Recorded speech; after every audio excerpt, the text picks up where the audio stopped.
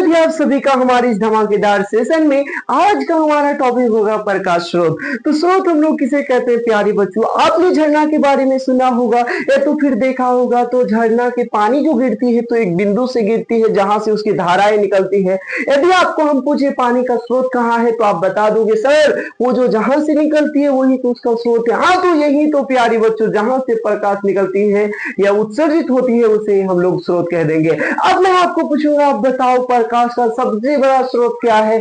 आप बताओगे सर मैं बता दूंगा वो तो है हमारा सूर्य दादा, और हम सूर्य दादा को नहीं पहचानेंगे, ऐसा हो नहीं सकता। तारा मान लो प्यारे बच्चों, तारा हुआ, जुगनू हुआ, है ना प्यारे बच्चों, जुगनू हुआ, और वो जलता हुआ बल्ब, जलता हुआ बल्ब प्यारे बच्चों, बल्ब, जलता हुआ बल्ब। दूसरा जलती हुई मोमबत्ती, जलती हुई मोमबत्ती प्यारे बच्चों, है ना, मोमबत्ती, जलती हुई मोमबत्ती। और मैं और क्या ले उसमें, लैम्प, दिया वगैरह। अब मैं आपको पूछूंगा जो मानव द्वारा बनाया गया है वो कौन कौन है? जैसे जलता हुआ बल्ब, जलती हुई मोमबत्ती, लैंप, दिया, ये सब किसने बनाया? इंसानों ने। तो इसे हम लोग बोल देंगे मानव निर्मित। और यदि जो भगवान गॉड अल्लाह आप जो मानते हो जो उसके द्वारा बनाया गया उसे हम लोग बोलेंगे प्राकृतिक। क्या आपको समझ में आएगा? तो हम लोग सिंपल बताएंगे, प्रकाश स्रोत उसे कहते हैं वो वस्तु जहां से प्रकाश निकलती है या उत्सर्जित होती है उसे हम लोग प्रकाश स्रोत कहते हैं। क्या आपको समझ में आया प्यारे बच्चे? प्रकाश को उत्पन्न करने के आधार पर पदार्थ दो प्रकार के होते हैं, एक होता है परादित पदार्थ, एक होता है अपरादित पदार्थ। अपरादित पदार्थ उसे कहेंगे जो प्रकाश को उत्पन्न करता हो उसे परादित पदार्थ कहेंगे, जो प्रकाश को उत्पन्न नहीं करता हो उसे वो अपरादित पदार्थ कहेंगे। परादित पदार्थ जैसे जैसे मान लो प्यारे बच्चों, सूर्य हुआ, चंद्रमा हुआ, जलता हुआ बल्ब हुआ, जलती हुई मोमबत्ती, ये सब क्या है? परादित पदार्थ। वह अपरादित पदार्थ उसे कहेंगे जैसे पृथ्वी, चंद्रमा, ये जो मार्कर है, ये डस्टर है, बोर्ड है, जो प्रकाश उत्पन्न नहीं करता है। लेकिन सर आपने क्यों चंद्रमा बोला? क्या चंद्रमा के पास रोशनी नहीं? नहीं है प्यारे बच्चों, उसके पास अपना रोशनी नहीं है बल्कि सूर्य की रोशनी को लेके वो हम तक पहुंचाती है। तो इससे हम ये कह सकते हैं कि प्रकाश, ये सूर्य, चंद्रमा भी एक अपरादित पदार्थ है। क्या आपको समझ में आया प्यारे बच्चों? परादित पदार्थ में जैसे सूर्य दादा, है ना, सूर्य दादा, तारा, जलता हुआ बल्ब, जलता हुआ बल्ब, जलती हुई मोमबत्ती, जलती हुई मोमबत्ती, जलती हुई मोमबत्ती। क्या समझ में आ रही है प्यारे बच्चों आपको?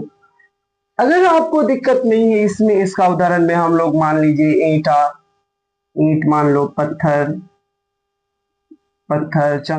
अब हम लोग समझते हैं परकीर्णन क्या होता है। परकीर्णन उसे कहते हैं प्यारे बच्चों जब प्रकाश की किरण किसी सूक्ष्म कण पर पड़ता है तो वो जो सूक्ष्म कण होता है उस पर पड़ने वाली जो प्रकाश होती है उसे अवशोषित कर लेता है, अवशोषित करके चारों दिशा में फैलाता है, यही हमारा परकीर्णन है। मान लीजिए आपने टॉर्च को मारते हुए देखे हैं, तो टॉर्च जो मारते हैं तो पूरा इतनी दूरी तक वो अपना रोशनी फेंक देता है। यहीं पे आपको दिखाया गया है टॉर्च है और ये प्रकाश है। जब ये सूक्ष्म कण पे पड़ती है तो ये कण अपने ऊपर अवशोषित कर लेता है, अवशोषित करके इसको चारों दिशा में फैलाता है, यही है परकीर्णन। क्या आपको समझ में आया प्यारे बच्चों? समझेंगे किरण क्या होता है।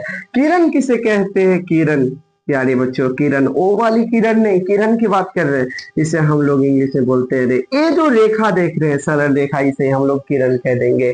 जिस सरल रेखा से प्रकाश गुजरती है या गमन करती है उसे हम लोग किरण कह देंगे। अब प्यारे बच्चों अब पुंज क्या होता है? किरण पुंज।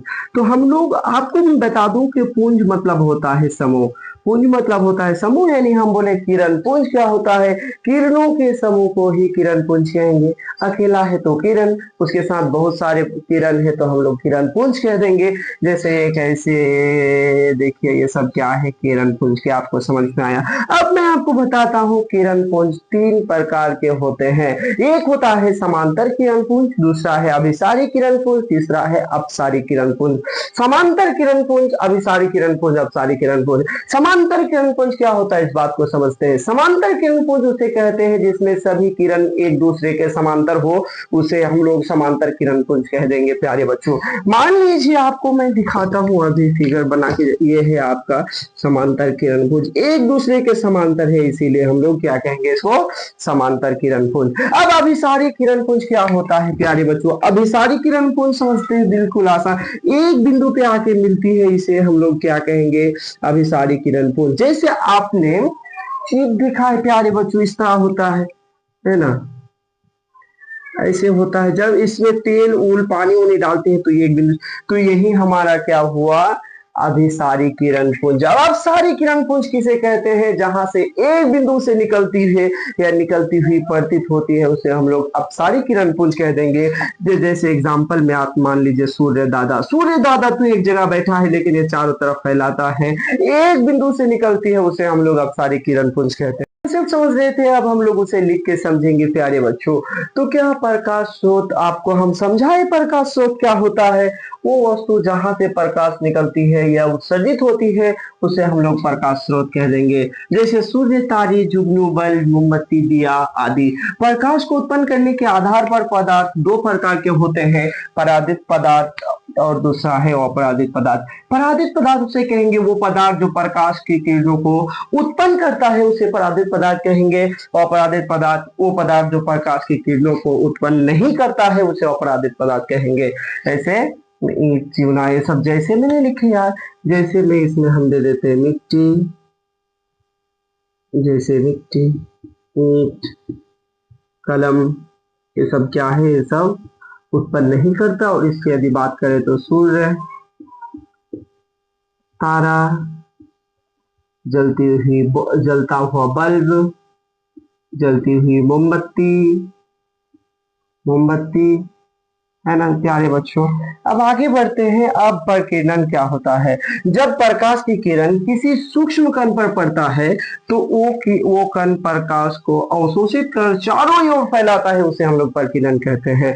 ये जो ऊपर से सूर्य दादा अपना जो प्रकाश डालता है, तो ये प्रकाश छोटे छोटे कण पे पड़ते हैं। जो प्रकाश में जो कण होता है उसे फोटोन कहते हैं, लेकिन जो फैलाने का होता है वो सूक्ष्म बहुत छोटे छोटे कण होते हैं। क्या आपको समझ में आया? यदि आपको स्क्रीनशॉट लेना है तो ले लीजिए प्यारे बच्चों।